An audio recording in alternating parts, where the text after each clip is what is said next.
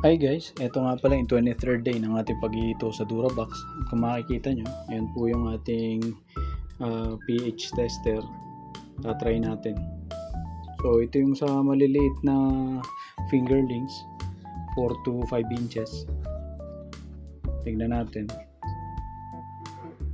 Ayan.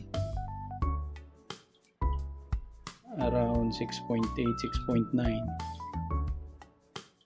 Ayan. So goods pa.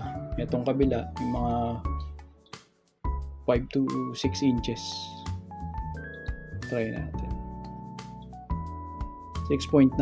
So meaning maganda pa yung quality ng tubig natin. Isang araw pa lang naman yan. So tinatry ko kasing magtipid na paabutin yung tubig na mga 2 araw.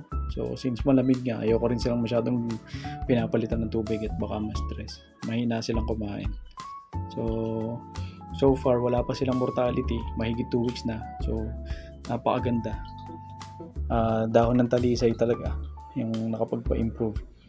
Ayan, may uling din yan, kaya may timagad yung tubig kahit kakapalit lang. Ayan.